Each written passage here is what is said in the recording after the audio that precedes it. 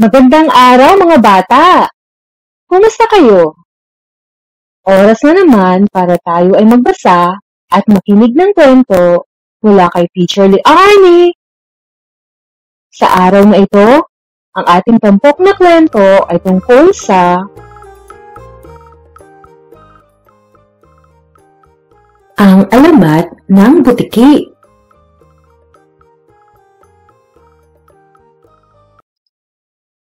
Noong unang panahon, may isang batang ubod ng pilyo at pakialamero sa lahat ng bagay. Marami tuloy ang nagagalit, kaya madalas mapalo at mapagalitan si Kiko ng ama't ina.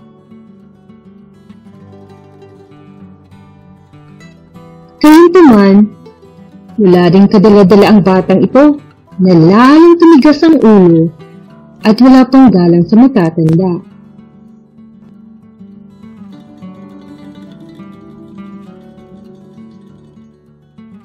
Dahil dito, walang may gusto makipagkaibigan sa kanya.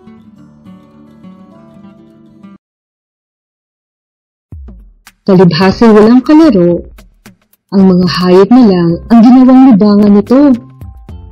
Ang maaamong hayop ay nagiging mailap dahil sa pananakit ni Kiko. Kalaunan, pati ang mga tanim ay lihim nitong sinisira. Isang araw, habang nagwawalis ng bakura ng ina, ay lumapit si Kiko sa punso at walang sabi-sabing winasak ito. Galit na galit ang ina sa anak. Pagkatapos ay abot-abot ang kanyang paghingi ng paumambing sa mga duwende. Mga nuno, patawarin po ninyo ang aking anak.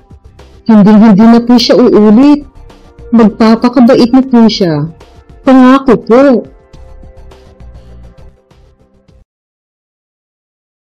Pinangaralang mabuti ng ina si Kiko na huwag uulitin ang ginawang paglapastangan nito sa punso dahil masamang magalit ang mga labang lupa.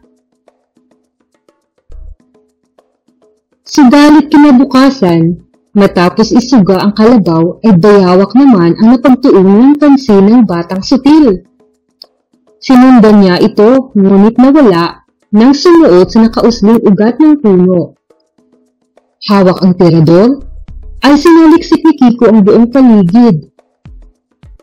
Laking galak nito nang matagpuan ang maraming itlog ng bayawak. At tuwang-tuwa na tinirado ang mga itlog. Biglang nagulat ang bata nang lumitaw sa harap niya ang isang duwende. Hoy, batang salbahe! Bakit mo binasag ang mga itlog? Hindi mo ba alam na may mga buhay sa loob nito? Sa ginawa mong yan, ika'y parurusahan, magiging kalahit ka ng bayawak. Wag po, maawa po kayo sa akin. Magpapakabait na po ako. Fix man. Sinungaling! Ilang beses ka nang nangangako tuwing pinapalo ka ng tatay mo? At kahapon lang, nangako ang nanay mo, pero nagbago ka ba? Ngayon, bilang parusa, ikaw ay hahalik sa lupa bago magtakip siling. At dahil ikaw ay tao na nilalang ng may kapal, kaya sa tahanan ka rin mananahan. Butiki ang itatawag sa'yo. Pagkawikay, biglang naglaho ang duwende. Dali-daling kumaripas ng takbo ang mahintakutang bata at nagsisigaw ng, "Ayokong maging butiki, nanay! Tulungan mo ako! Ayokong maging butiki!"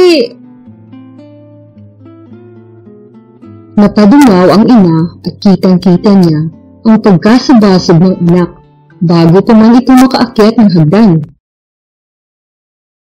Nagtaka ito sa pagbabagong anyo ni Kiko hanggang maging maliit na hayop na anino bayawak. Palibhasay, butiki ang huling katagang narinig sa anak, kaya butiki na rin ang tinawag niya rito. Bagamat mabait ay mailap ang hayop na ito dahil sa hiya.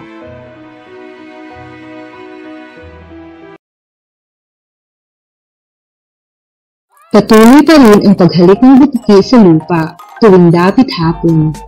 Panahon na lang ang hahatol kung nararapat na lang ibalik sa dating anyo si Kiko. Para sa mga duwende, mabuti nang manatili itong butiki sa habang panahon.